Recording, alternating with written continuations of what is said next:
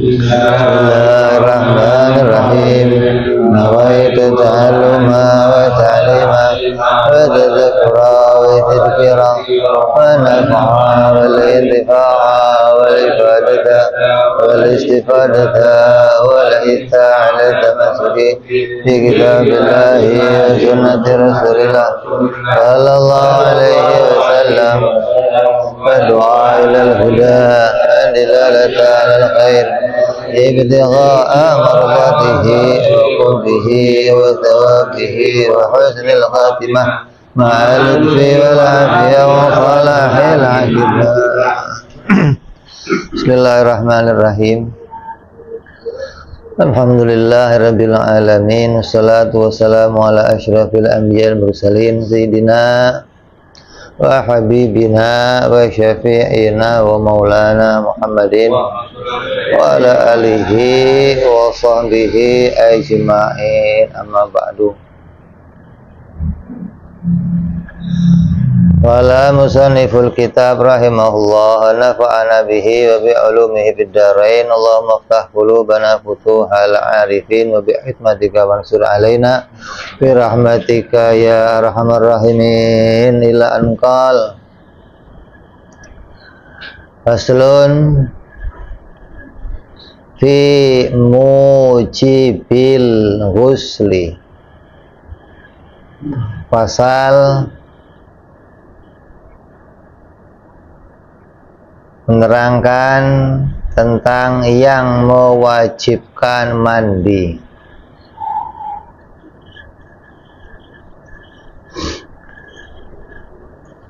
Artinya sebab-sebab apa yang kita diwajibkan untuk mandi.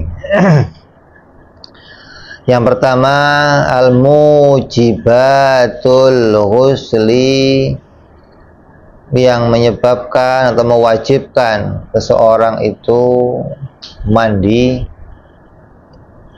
Yang pertama adalah al-mautu, mati.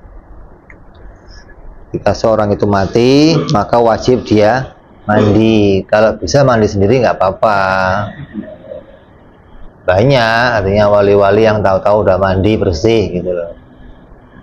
Kalau enggak ya dimandiin, berarti dia wajib bagi dia untuk apa? Mandi janabah. Mandi apa? Nah, niat mandi hadas besar. Karena hukumnya wajib. Nanti akan dijelaskan lebih lanjut di bab masalah jenazah atau janaiz. Terus yang kedua, al-haidhu, orang yang haid. Makanya bab haid ini juga harus dipelajari, karena kadang orang nggak tahu mana haid, mana istihadhah. Nah, nggak bisa membedakan berapa hari haid, berapa hari istihadhah. Ini juga kadang kerepotan, karena kalau dia tahu-tahu mandi wajib padahal itu belum waktunya, hukumnya haram gitu. Nah, orang yang haid itu nggak boleh mandi wajib, nggak boleh niat untuk mandi wajib, jadinya main-main maksudnya. Jadi wajib mandinya ya sesuai, ketika sudah betul-betul tuntas maka dia baru wajib mandi. Dan wajibnya mandi juga nggak bersegera, ketika haid selesai langsung mandi enggak, ya boleh ntar-ntaran boleh. Yang penting ketika dia mau sholat wajib baru mandi, atau dia mau melakukan hal-hal yang berkaitan dengan larangan ketika dia masih haid, maka dia baru melakukan apa? Mandi. Kemudian yang ketiga, an-nifas, yaitu nifas.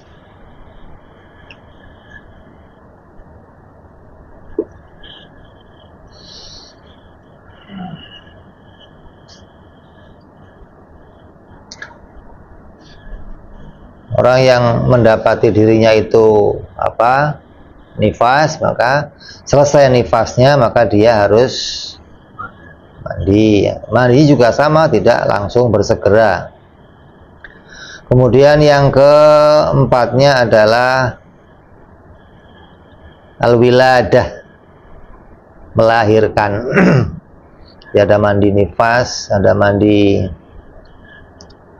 apa haid, ada mandi wilada.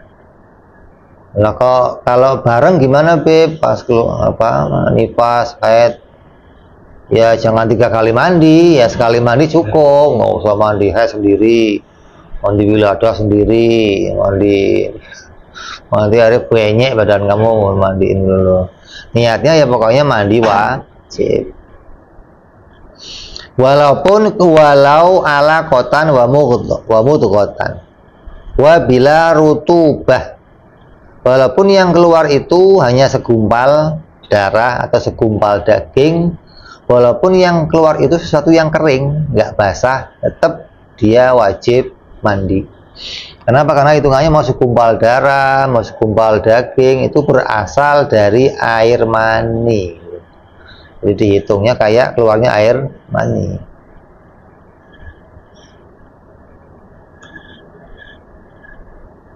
Terus yang kelima adalah janabah, yaitu orang yang junub. Dan janabah ini apa? Watahsulu bi khurujil mani, dengan keluarnya air mani, maka dia wajib mandi junub. Umpamanya pas keluar mani, ya haid, ya nifas, ya wilada gitu, borongan, ya sudah niatnya sekali aja mandi junub gitu aja, nggak usah. Keluarnya mani ini juga mewajibkan seseorang apa, baik laki-laki maupun perempuan, mau ngimpi mau enggak ngimpi.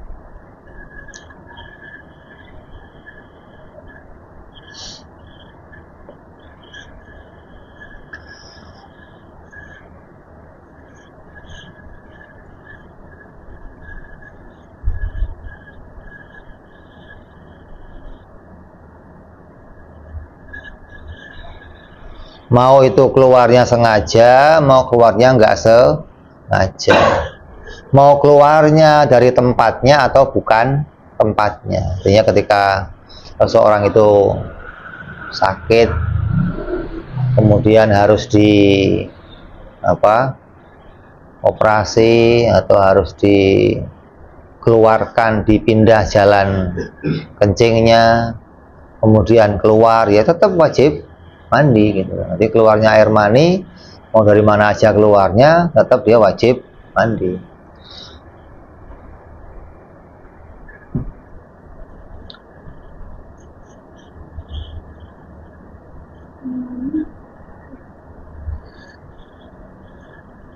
Atau keluarnya air mani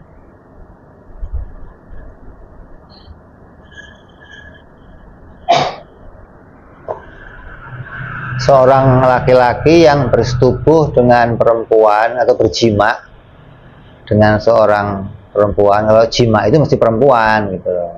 Nggak ada jima laki-laki, nggak ada, bukan jima namanya liwat gitu. Kalau laki-laki perempuan namanya jima. Kemudian si perempuannya itu bersyahwat. Setelah dia mandi, keluar air maninya lagi, maka wajib mandi lagi. Ini berarti tercampurnya air mani dia dengan air maninya si laki. Beda kalau perempuan ini nggak syahwat, ketika sudah mandi keluar air mani, maka itu bukan air maninya, nggak wajib mandi. Nanti maninya tersisa tinggal di situ gitu, ketinggalan. Laki-laki begitu juga. Kamu mandi, setelah mandi kok keluar mandinya lagi, ya mandi lagi. Makanya kamu dianjurkan sebelum mandi kencing dulu gitu loh. Nah, kencing itu menuntaskan di dalamnya. Kalau bagi laki-laki, kalau perempuan kan jalannya beda kan. Makanya ketika perempuan mandi, selesai mandi kok keluar mandi lagi, tanya dulu ini maninya punya siapa ini gitu loh. kok tadi waktu dia jima dia syahwat, berarti tercampur tuh antara mani dia dengan maninya laki, maka dihitung mandi lagi. Kecuali dia nggak bersyahwat, berarti meyakini tadi yang keluar maninya si laki yang tertinggal, berarti bukan air maninya sendiri, nggak wajib mandi.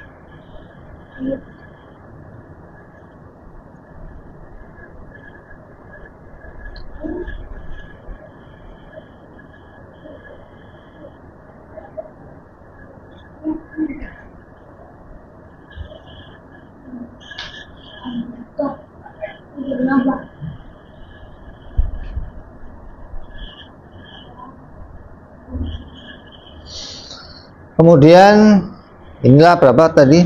5 ya, yang mewajibkan seseorang itu mandi.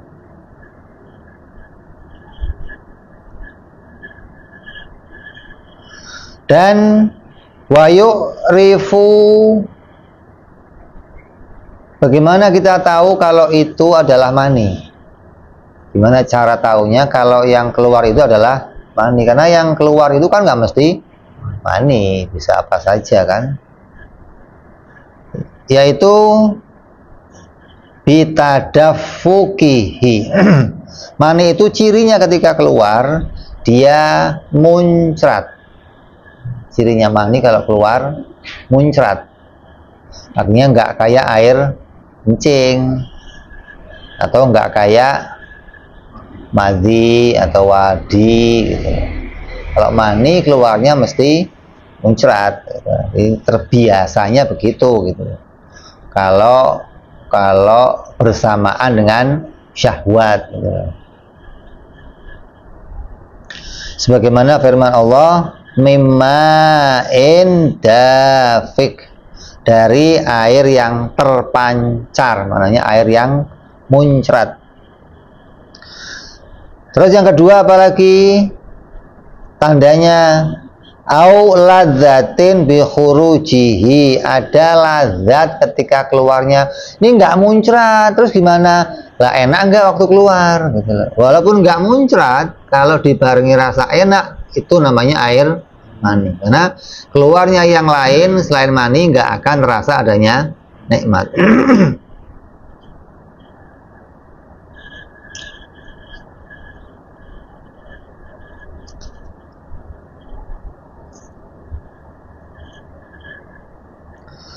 Biasanya ketika dia itu nggak muncrat, alamatnya ketika bersamaan dengan enak, biasanya setelah keluar lemes kaalnya. Nggak tahu kalau yang itu minum apa? Torpedo apa?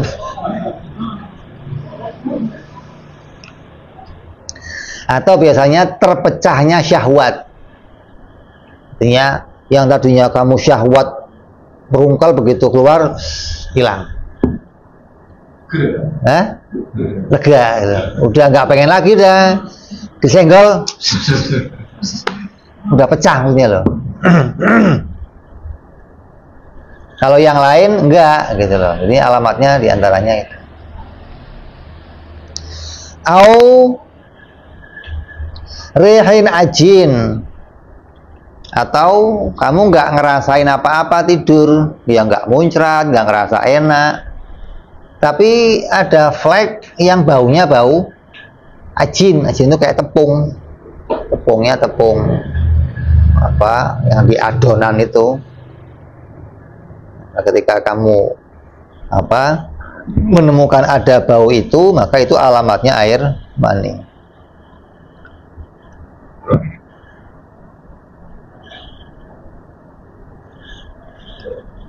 Atau dia mengatakan aromanya seperti pelepah kurma. Ketika keadaan mani itu rotban, seperti ajin itu ketika air mani itu masih basah. Waraikhin bayadil bid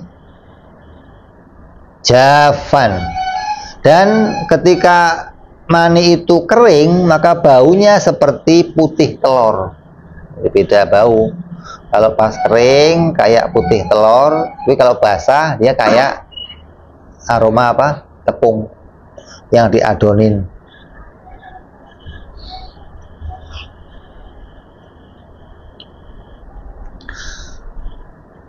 Artinya walaupun itu nggak memancar, nggak apa, nggak lazatnya gitu, tapi ketika menemukan alamat-alamat itu, ini ada baunya, maka itu juga menjadi tanda itu adalah air mani.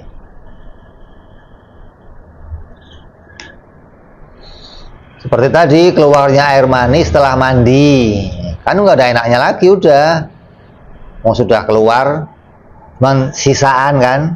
Begitu kamu mandi selesai, kok keluar lagi, ya itu nggak ada enaknya, nggak ada. Tapi dipegang, wah bau nih, mandi lagi nih.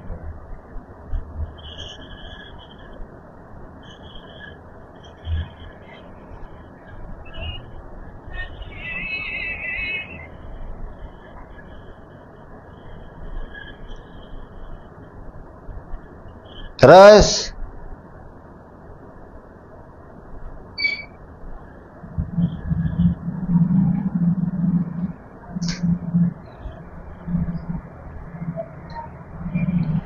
yang namanya janabah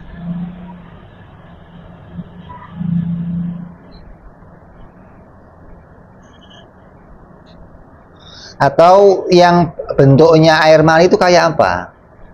Kalau air maninya laki-laki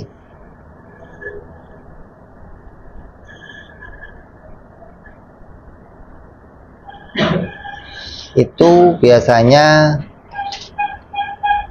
kental, putih, kasar. Tapi kalau perempuan lembut, lebih lembut. Jadi nggak kasar seperti maninya laki-laki. Dipegang itu beda. Kalau laki-laki kasar atau gerinjel-gerinjel. Tapi kalau perempuan itu warnanya nggak putih, kuning dan lebih lembut, halus. Jadi nggak putih kayak laki-laki.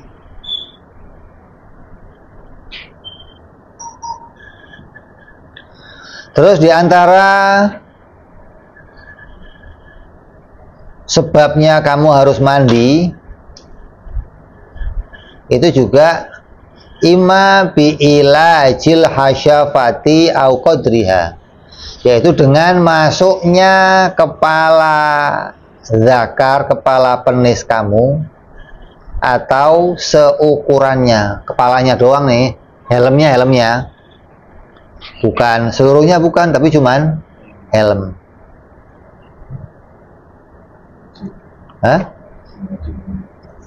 Walaupun nggak urusan sama apa keluar mani, enggak. Soal helmnya itu masuk, semua helm masuk, maka wajib mandi. Atau kalau helmnya kepotong bagaimana? Nggak ada helmnya namanya. Berarti yang seukuran helm kan ada sisanya kan. Nah, kira-kira kalau seukur helm itu seberapa? Segini. Kok itu masuk? Ya wajib mandi gitu.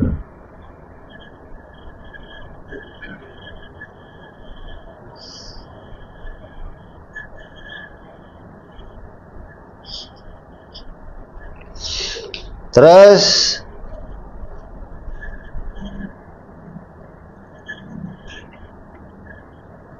apa?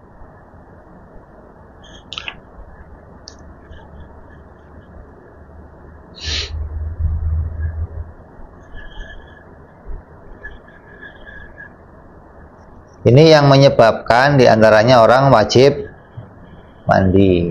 Jadi nggak hanya apa haid saja. Jadi orang yang keluar apa namanya, apa masuknya kepala juga itu mewajibkan dia mandi. Kemana masuknya? Baik itu masuknya fil farji walau duburon au farjan mayyitin au bahimatin. Masuknya ke lubang mana aja, asal kaal itu masuk ke lubang, mau lubang depan, mau lubang belakang, kepalanya masuk maka wajib mandi. Mau itu mayit, mau itu hidup, mau itu orang, mau itu hewan, asal masuk ke lubangnya maka wajib mandi. Hatta ikan ada ikan nganggur ente masukin kepalanya gitu, maka wajib mandi.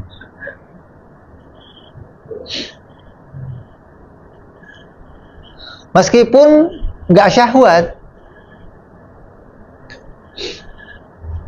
Maka itulah bawa cerita kalau ada dua kaal masuk ke satu farji maka nggak wajib mandi. Ada nggak?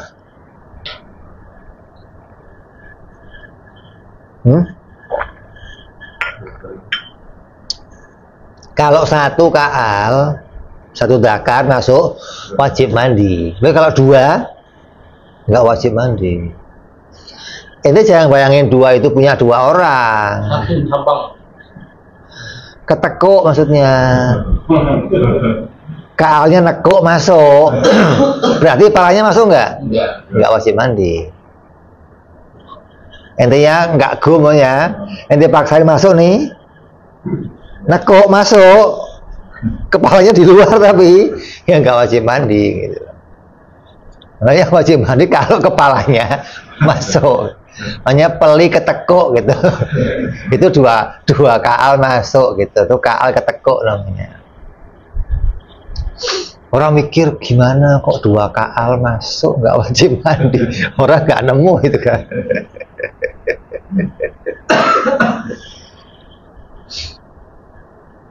Ya, walaupun itu hewan ataupun orang mati. Walau ma'ahailin kasifin, walaupun itu bersamaan dengan adanya penghalang yang tebel sekalian, sarung namanya. Penghalangnya jangan kondom, jangan sarung masuk, celana jin lah yang tebel gitu. Tetap wajib mandi gitu. Karena hadis Nabi, idzal taqal khitanani faqad wajabal ghuslu wa in lam yunzil. Kalau bertemu dua alat khitan, dua alat yang dihitan, dua barang yang dihitan, maka sungguhnya telah wajib mandi meskipun tidak keluar air mani. Laki-laki ya dihitan, perempuan ya dihitan. Nah pertanyaannya kalau nggak hitan, kayak si John, David, ya nggak hitan gimana? Ini hanya mengisyaratkan, maksudnya mengisyaratkan ke itu gitu loh maksudnya. Bukan dia harus hitan dulu baru, enggak. Walaupun ini nggak dihitan, nanti itu tempat yang memang hitan itu ya itu doang, nggak ada tempat lain nggak ada. Oh di hitan hidungnya nggak ada, hitan ya itu doang maksudnya. Jadi ketika ada dua barang yang itu barang itu tempatnya hitan, kemudian bertemu, maka wajib mandi walaupun nggak keluar air mani. Maknanya apa? Kepalanya doang.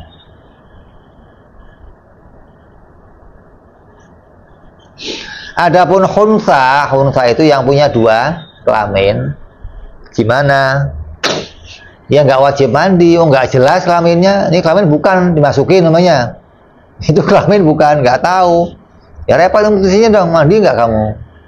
Atau ente masukin ke khunsa, keder ini kelamin bukan yang dimasukin gitu loh. Makanya khunsa itu harus jelas dulu yang mana kelaminnya, baru punya keputusan. Selagi itu belum ada keputusan, ya susah.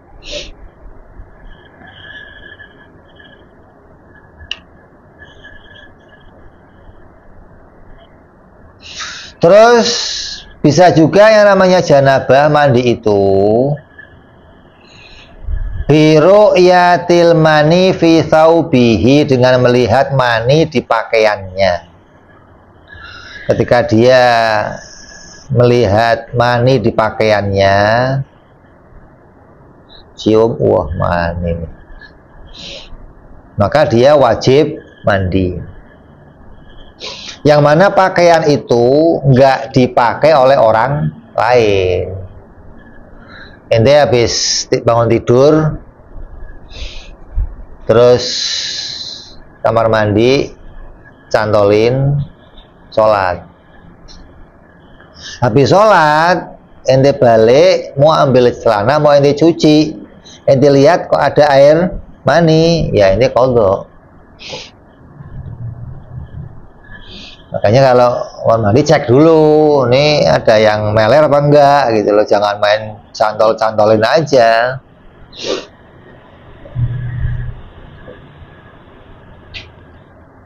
Au firashihi la yanamu fihi ghairuh, atau adanya air mani di tempat tidurnya yang kamu tidurnya sendiri, yang nggak mungkin itu maninya orang lain, maka itu menjadi sebab juga kamu mandi.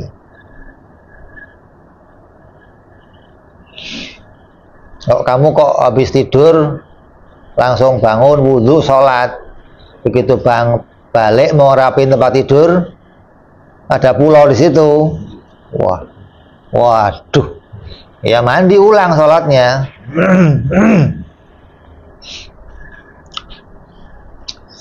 Terus yang berikutnya wayahrumu bil janabati ma yahrumu bil hadas, dan diharamkan bagi orang yang janabah hal-hal yang diharamkan bagi orang yang hadas, kentut ataupun buang air besar. Maka semua yang diharamkan bagi hadas juga diharamkan bagi orang yang junub. Apa aja nggak boleh? Pegang Quran, nggak boleh baca Al-Quran. Terus ditambah lagi wa muqsu fil masjid. Kalau orang hadas masih boleh di masjid, duduk dia masih boleh. Tapi kalau junub dia tidak boleh berdiam diri di masjid. Masjid itu mana aja ya, mau pekarangannya, mau terasnya, mau tanah wakafnya masjid, mana aja dah yang berkaitan sama masjid, yang itu adalah kemaslahatan umum yang diwakafkan untuk masjid, maka dilarang. Hadis Nabi SAW, la ukhillal masjidu li haidin wala junubin, maka tidak halal bagi orang yang haid dan junub di dalam masjid.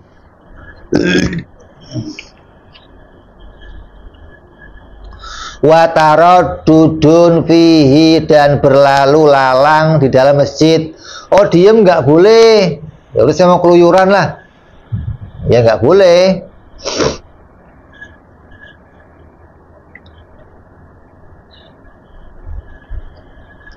Lalu lalang itu bagaimana? Lalu lalang itu sama dengan diam. Artinya itu lewat lain lagi. Lalu lalang itu muter di situ doang gitu loh, bukan keluar masuk.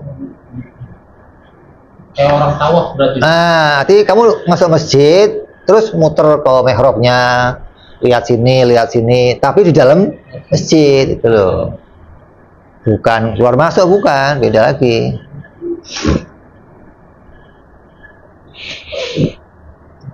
Beda lagi dengan lewat. Lewat itu kan dari satu pintu yang lain keluar, itu lewat namanya. Lewat. Tapi kalau lalu lalang itu ya nggak keluar di situ aja, berarti statusnya sama kayak orang diam.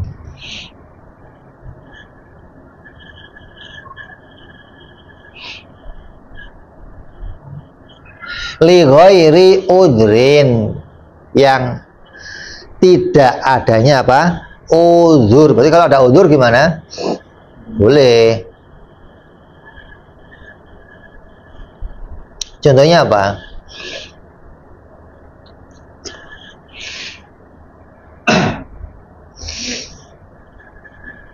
Nyender di masjid, ketiduran, ngimpi keluar mani.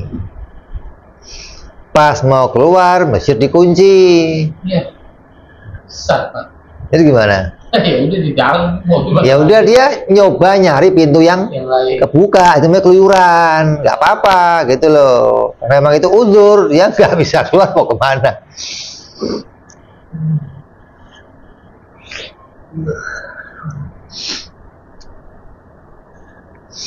Kalau kamu lewat boleh, tapi kalau masuk pintu yang satu lagi nggak boleh, gitu. Kecuali uzur. Apa contoh lain? Anak kamu masih kecil masuk masjid. Hah? Kalau anak gede dipanggil bisa. Ini anak bayi, balita, atau ente lagi ngebel harim yang kedua. Dia ngeluyur ke sono masuk. Lihat, waduh di dalam. Ente junub atau haid gimana? Ya masuk ambil daripada kencing di masjid. Waduh repot nih gitu loh. Madhorahnya lebih banyak, ambil angkat keluarin. Jadi kecuali ada uzur. Kalau nggak ada uzur haram.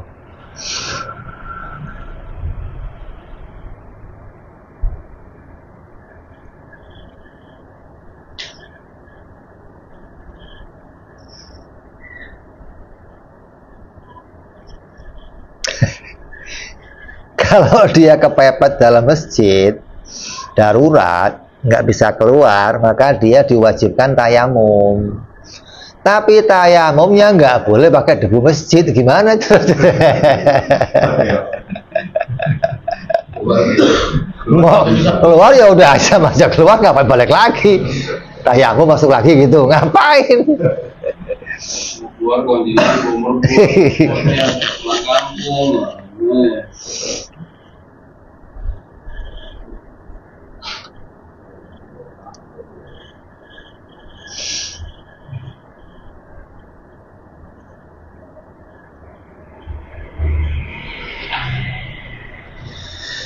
Terus adapun orang kafir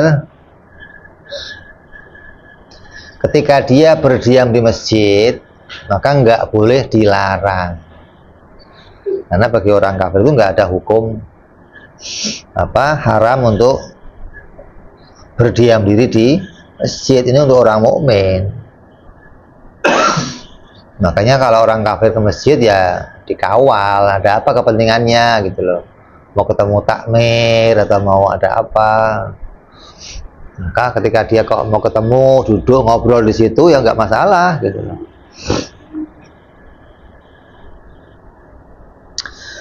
Terus dan juga haram bagi orang yang junub qiraatul Quran,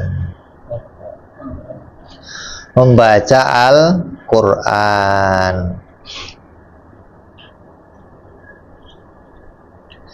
Kalau bagi orang yang hadas kan yang nggak boleh membawa, pegang, nyentuh, bawa, mau itu bungkusnya, mau itu apa, udah kemarin kan lengkap gitu. Kalau ini tambah lagi nggak boleh membacanya. Kalau niatnya dzikir gimana? Boleh. Kalau niatnya dzikir, ya ente mau makan Bismillahirrahmanirrahim, boleh. Niatnya apa? Dzikir. Ente mau keluar rumah, ente mau baca doa-doa, kalau itu bentuknya dzikir maka diperbolehkan.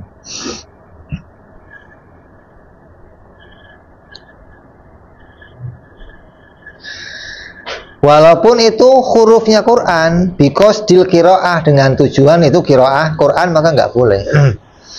Hadis Nabi SAW, la yakro la yaqra'ul junubu walal haidhu syai'an minal Qur'an. Maka dilarang orang yang junub dan orang yang haid itu membaca Al-Qur'an.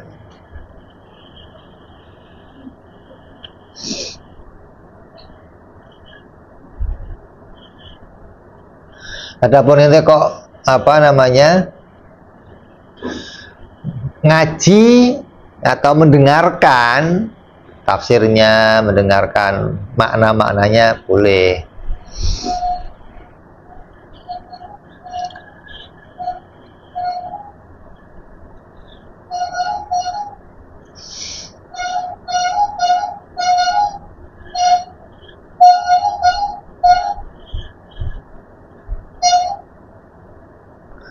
Kecuali bacaan yang wajib, maka nggak haram. Kalau bacaannya sunnah, haram. Kalau bacaannya wajib, nggak haram. Kayak apa contohnya?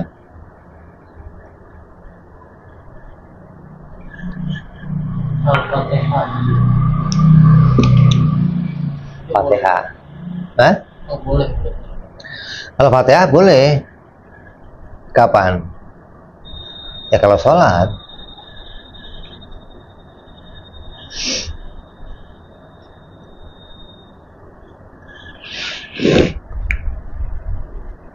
Ketika kamu junub, nanti mau mandi, air nggak ada, debu nggak ada, gimana?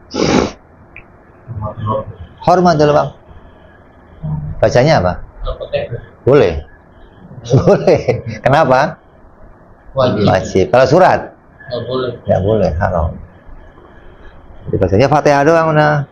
Fatihah, ruku, sujud, ya. Fatihah lagi. Nggak boleh baca surat. Kalau nggak ada alat untuk bersuci. Walaupun nanti kamu apa? Qadha.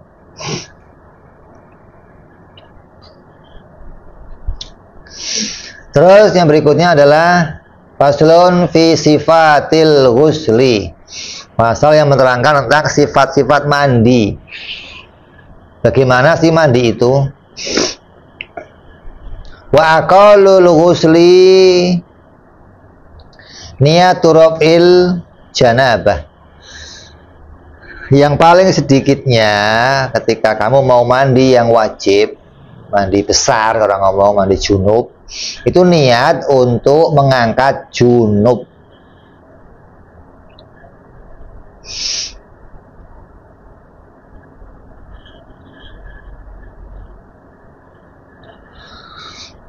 Oh, kok kamunya kok haid, ya niat mau ngangkat junubnya haid. Kok kamu kok nifas, niat mau ngangkatnya junubnya nifas.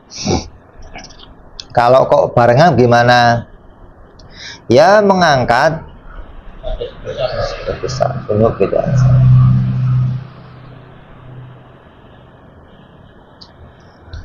Atau kamu istibahati mau yatawaqqafu alal husli, atau niat untuk diperbolehkannya melakukan apa sesuatu yang keabsahan tergantung dengan mandi. Au fardil husli, niatnya adalah raf'ul janabah, mengangkat janabah, atau fardil husli atau mandi wajib. Kalau sudah mengangkat junub, ya nggak usah ngomong wajib gitu loh. Kalau ngomong wajib berarti mandi yang wajib. Nah, itu husla li raf'il hadasil akbar, selesai gitu. Atau nawaitu husla, nawaitu apa wujubil ghusl, selesai. Wajib mandi wajib lillahi ta'ala, udah selesai. Aurafil hadas, atau mengangkat hadas.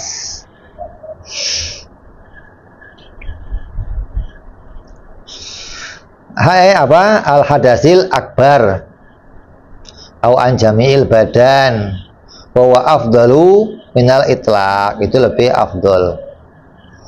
Au taharata lis shalah fi haqqil junubi wa ma ba'da.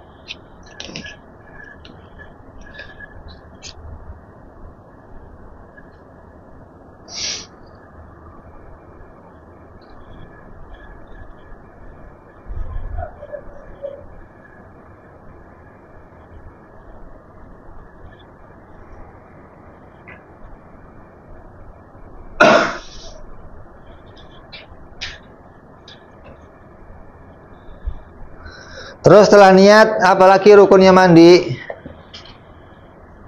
Wasti'abu jami'i sya'rihi, dan meratakan seluruh rambutnya. Dalam-dalam semua. Rambut bawah, rambut. Yang gimbal-gimbal gimana?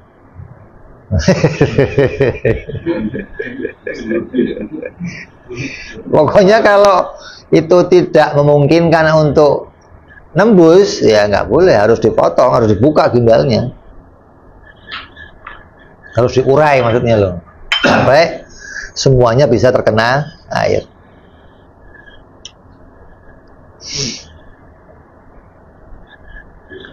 Wabasyarihi, rambutnya kena semua dan kulitnya semuanya kena.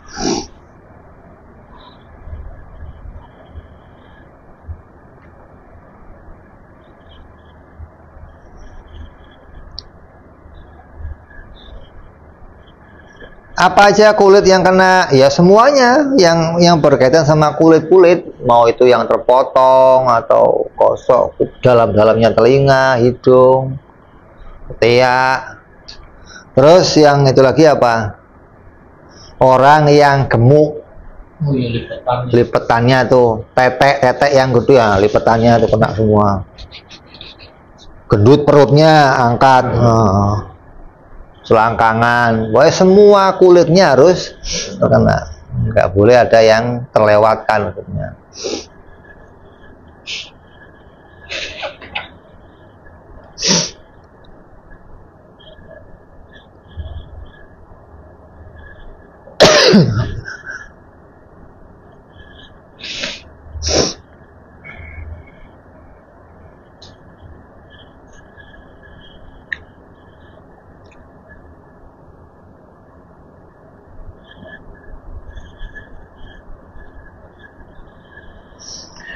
Terus bagi janda dan perawan juga dibedakan. Kalau janda ya nongkrong sampai bisa masuk merata semuanya.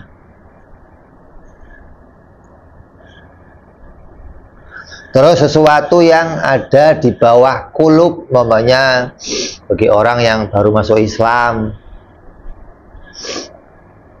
belum sunat, ya harus ditarik kulubnya biar semuanya terkena.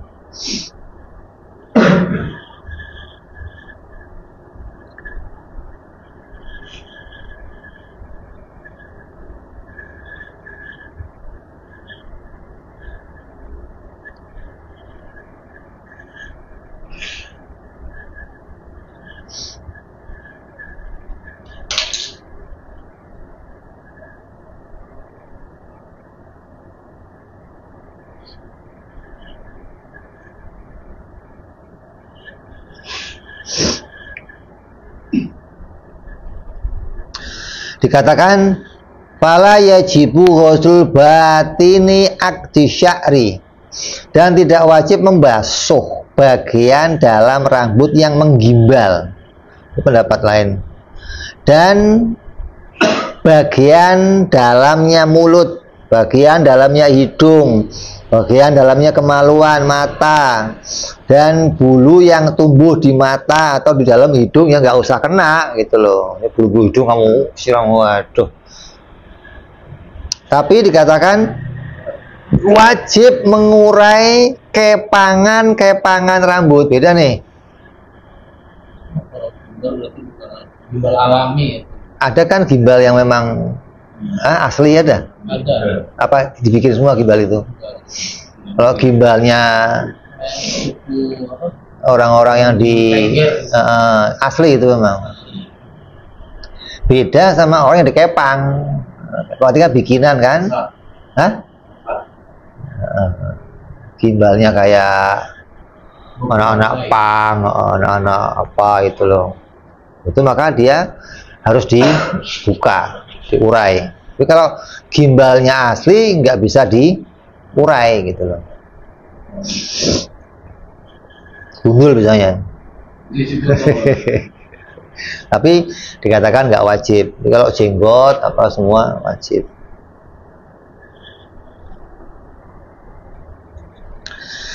Wa yajibu al-qarnun niyah bi awal maghsul, dan wajib niatnya kapan? Di awal kamu mulai membasuh. Di awal mulai air itu apa? Kamu basuhkan. Maka di awal itu kamu wajib niat.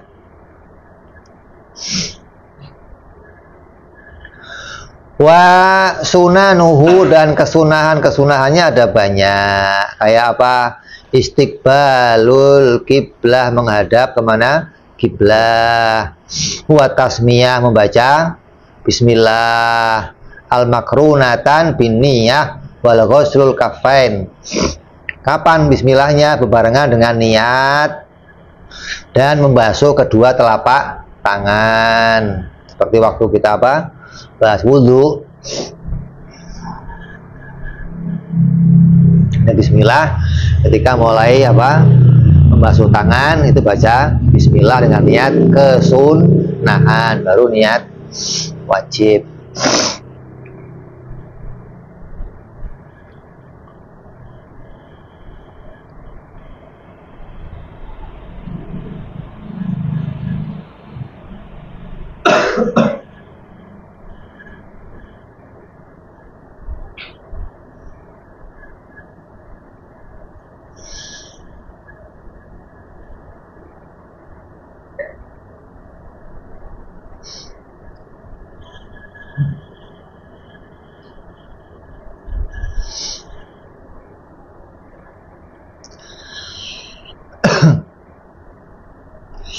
Maka boleh kamu mandi langsung niat apa? Wudhu. Jadi ketika mandi nggak usah wudhu lagi. Terus wa minha raf'ul adza, menghilangkan kotoran. Seperti apa? Kotoran-kotoran yang suci kayak air mani, ingus,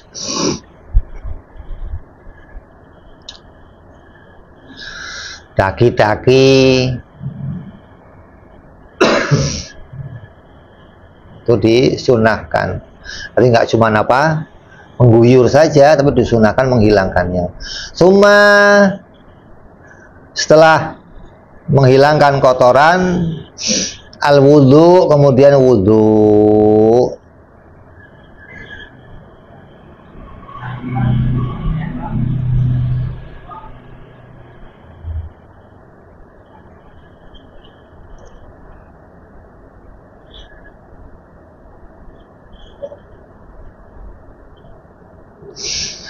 Maka mengakhirkan wudhu itu bukan lebih baik, hanya lebih baik itu mengawali dengan wudhu. Setelah wudhu baru mandi. Ketika mandi sudah nggak apa menyentuh lagi apa alat kelaminnya, itu yang afdol. Kalau nggak gimana ya, sekalian mandi sekalian wudhu. Kalau diakhirkan itu tidak lebih baik.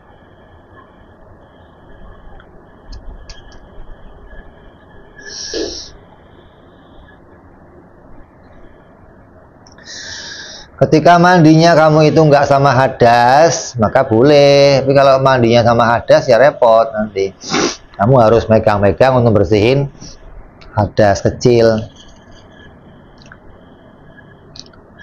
Artinya setelah hadas kamu komplit, baru niat mandi sekalian niat wudhu. Kemudian setelah selesai wudhu, ta'ahudu mawadhi'il in'itof, yaitu memperhatikan tempat-tempat yang berlipat, seperti tadi telinga, perut, terus apa namanya, apa ini, belek-belek sini, semua yang lipat-lipatan, mata, bawah mata, terus perut tadi.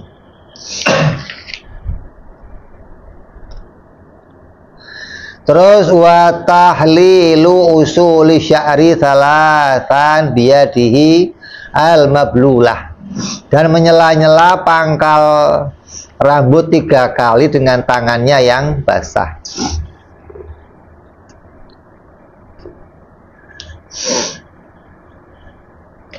Artinya apa?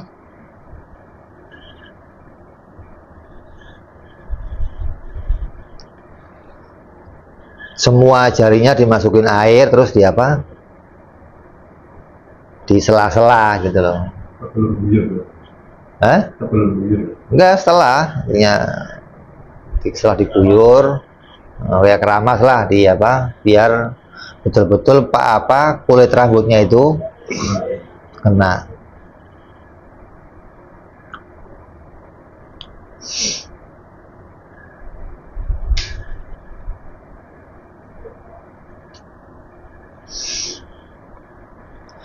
Summa al-ifadatu ala ra'sihi, kemudian mengucurkan air ke atas kepalanya. Ini sebagaimana diajarkan oleh Nabi Muhammad Shallallahu Alaihi Wasallam. Jadi dikucurin. Kalau yang apa namanya sekarang pakainya shower, nanti nggak mau repot lagi berendam di kolam, celup udah.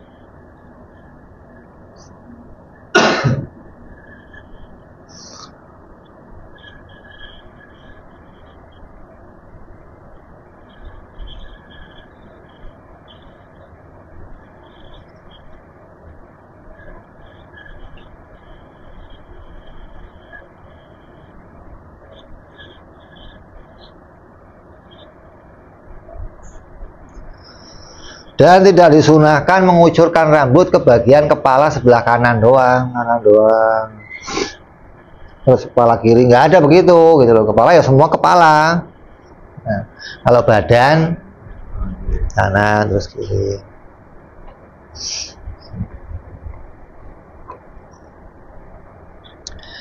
Summa ala syikihil aiman, kemudian apa?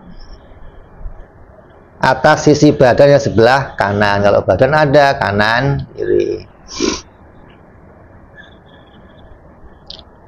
Makanya kalau apa mandi itu kan sebelumnya niat bersihin dulu dari kaki dulu, kaki ke paha, paha ke badan, rambut, ini supaya semuanya basah. Baru mulai dari atas terus kanan terus kiri. Kayak orang mandiin mayit sama, mulainya mana? Kepala dulu, terus yang kanan, terus yang kiri. Soma aisar, kemudian yang sebelah kiri. Wat tikrar salasan, dan mengulangnya sebanyak 3 kali. Wadalku fi kulli marrah, dan menggosok-gosoknya setiap kali.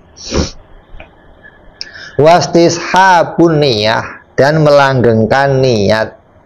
Artinya niatnya selama 3 kali itu masih niat terus. Ini bagian dari mandi junub gitu. Bukan yang pertama doang kamu niatkan junub, setelahnya ya mandi biasa, enggak, tapi dilanggengkan niatnya.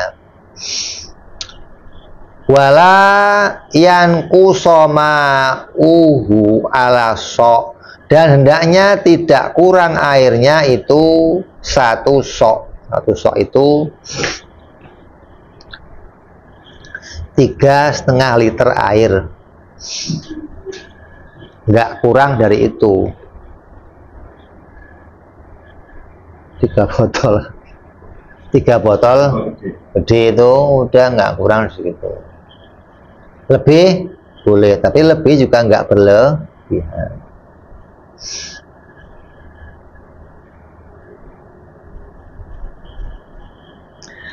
Karena Nabi itu pernah mandi ya pakai airnya 1 sok.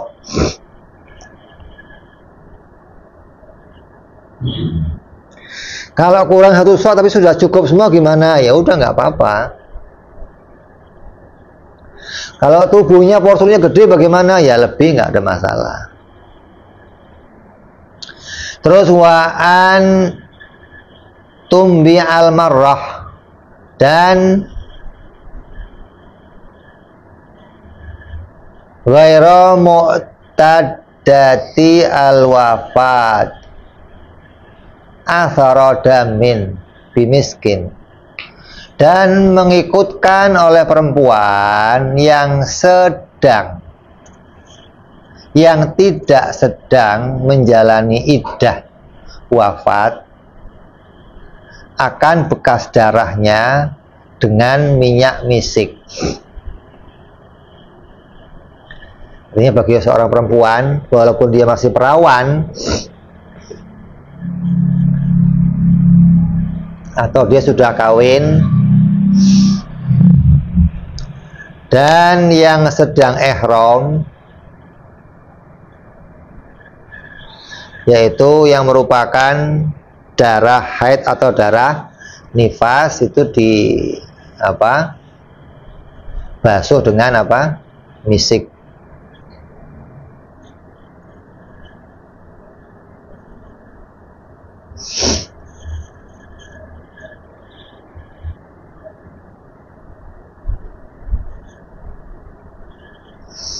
Artinya disunahkan ini gitu loh. Orang yang haid, orang yang nifas, setelah mandi itu di kapasnya kasih misik, terus dimasukkan ke tempat keluarnya haid tersebut. Kan udah bersih kan, maka tempatnya bersih itu disunahkan diberi minyak misik. Biar kalau kamu bertamu itu seger wangi gitu jalannya. Biar betah.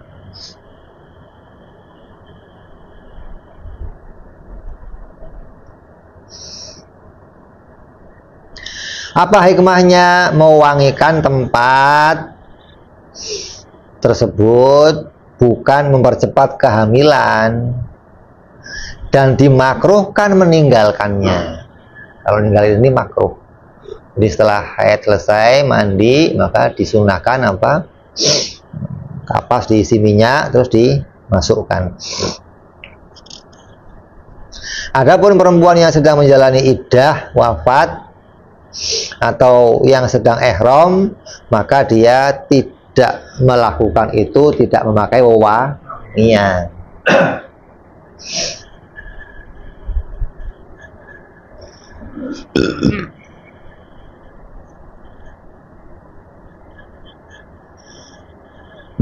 Tapi disunahkan bagi wanita yang iddah sedikit, tidak berlebihan.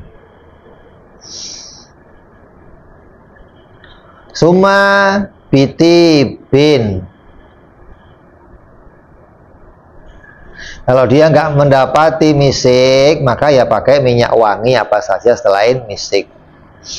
Summa bitinin. Kalau ia tidak mendapati wangi, maka disunahkan dengan tanah. Fa'ilam tajid dalika falma'u kafin fi daf'il karohah. Jika ia tidak mendapati hal tersebut, maka air pun mencukupi. Dikasih kapas, masukin air. Tetap itu disunahkan untuk menghilangkan kemakruhan.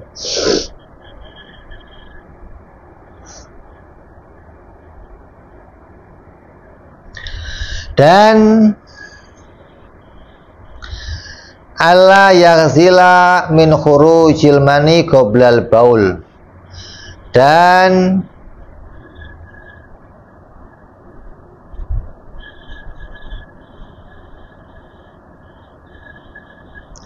disunahkan untuk tidak mandi karena keluarnya air mani sebelum kencing. Jadi sunahnya kencing dulu, agar tadi mengamankan nggak keluar sesuatu setelah setelah kencing.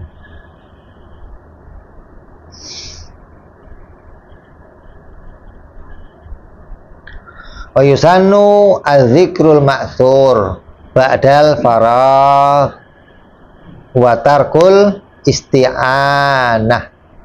Kemudian disunahkan setelahnya itu doa setelah selesai mandi, dan tidak minta pertolongan untuk menyiramkan air. saya mandi wajib, tolong mandiin namanya. Dan duduk aja mandiin. Itu nggak disunahkan. Seperti kamu wudhu lah. Kenapa? Karena ibadah itu niatnya melakukan sesuatu yang apa? Menyusahkan kamu gitu loh.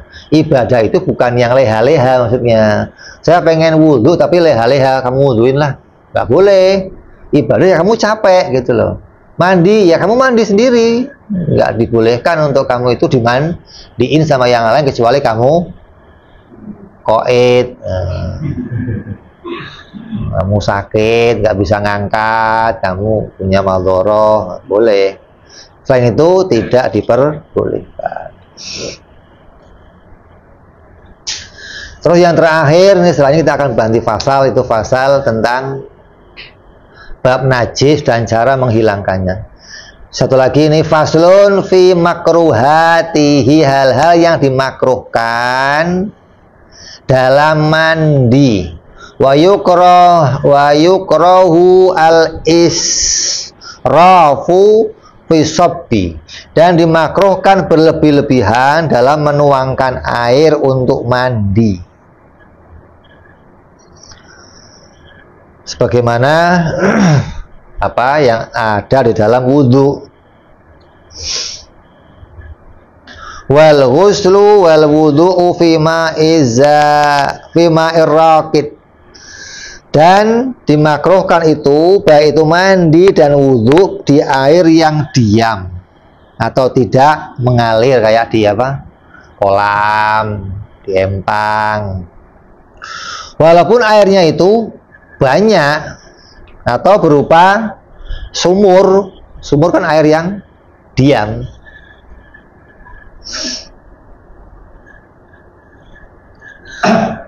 Terus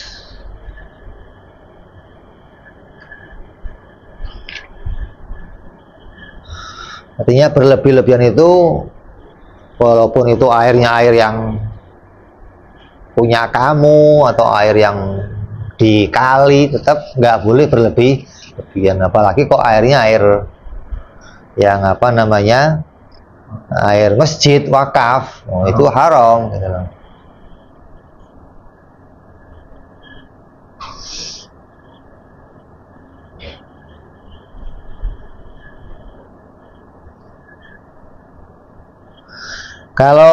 Kalau airnya air yang diam, kamu nyemplung ke situ kok berlebih-lebihan, orang jadi apa? Jadi jijik untuk masuk ke situ. Terus dimakruhkan pula aziyadatu ala salas, menambah 3 kali dari basuhan. Sebagaimana pula wudhu. Watarkul madmadah wal istinsyak, dan dimakruhkan pula meninggalkan berkumur dan istinsyak, menghirup air ke hidung. Kenapa? Karena ada yang mewajibkannya kumur dan istinsyak, maka disunahkan untuk mengerjakan itu di dalam mandi sama seperti wudhu. Wa yukrahu lil junubi al aklu wa syurbu wa naumu wal jima'u qabla ghusl farji wal wudu. Dan dimakruhkan bagi orang yang junub makan, minum, tidur, bersetubuh, nambah lagi maksudnya, sebelum membasuh kemaluannya dan berwudu.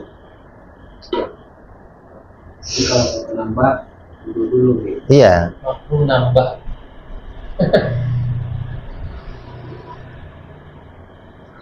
Karena membasuh itu bisa menguatkan lagi. Di hikmahnya itu gitu. Kalau ini mau nambah ya basuh dulu, nanti baru nambah. Kalau mau tidur, mau apa, sunnahnya apa? Untuk kalau enggak apa, makruh. Wa kadza al munqati'atul haid wan nifas. Begitu pula perempuan yang telah terputus dari haid dan nifas. Ini udah selesai haidnya nih, bersih. Terus dia mau makan, mau minum, ya disunahkan lebih utama lagi apa dia untuk melakukan yang demikian.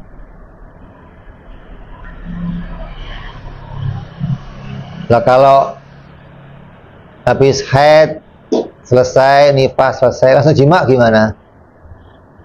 Haram.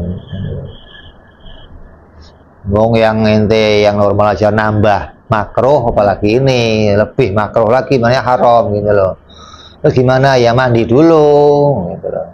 Atau tadi wudhu dulu gitu loh. Jadi apa, menyelesaikan dulu hal yang sebelumnya, baru disunahkan kamu untuk ngelakuin hal tersebut.